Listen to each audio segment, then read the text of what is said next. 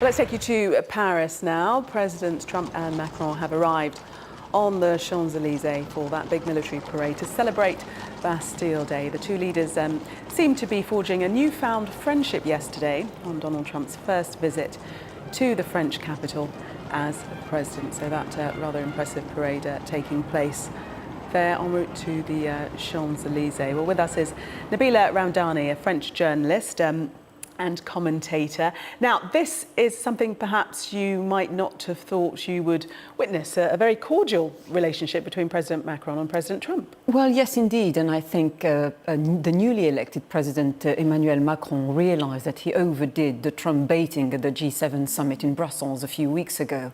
And he wants to get on with the most powerful man on earth, especially as he's starting his own term in office.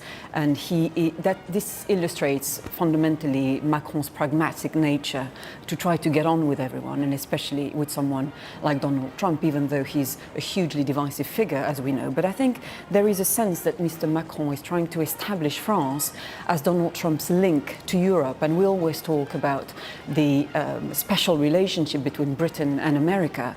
But we heard yesterday Donald Trump referring to France as its oldest ally, even highlighting the revolutionary spirit in both countries, going as far back as General Lafayette, helping the Americans secure independence from the British.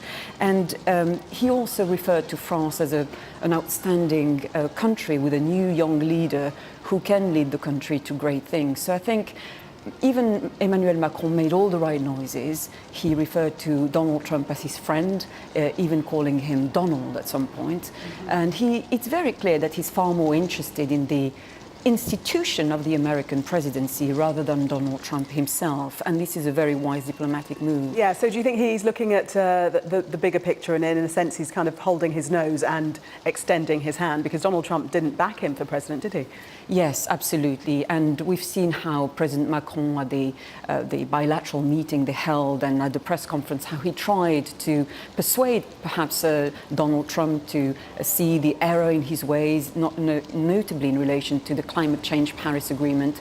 There were lots of talks about issues such as the ongoing war in Syria and indeed terrorism, but it has to be said that there were more truisms said and platitudes mentioned rather than any great policy achievement. And I think that in this sense, yes, the Franco-American relationship will be stronger after the visit in a diplomatic sense, but they have hardly achieved anything yesterday when it comes to policy making. What about the Paris climate agreement, though? Because we're hearing soundings now that President Trump might be reconsidering, that there might be a U-turn. Is that because he's on French soil? When he gets back to America, he might revert to his previous decision? Yes, indeed. And he actually hinted at that yesterday as well, saying, if we come to an agreement, fine, but if we don't, that's okay too. And that's typical Trump language. I think President Macron had to mention the Paris climate change agreement, but we know how Donald Trump caused outrage when he pulled out of it, not just in France, but also across the world.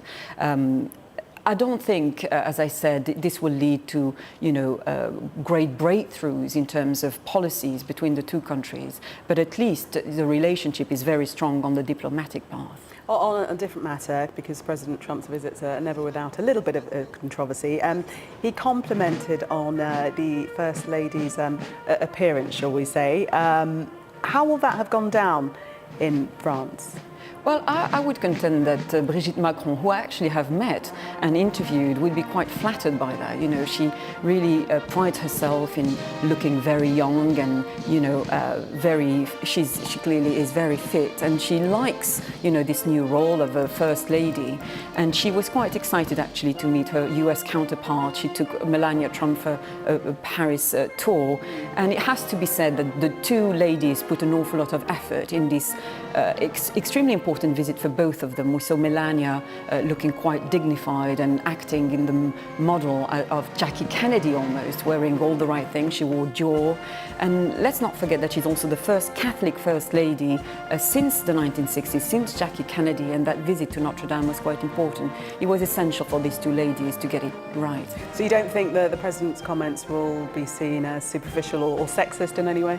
I would contend not, especially not in a country like France, where it's quite the norm to compliment women, even if from an outside perspective it can be seen as crude.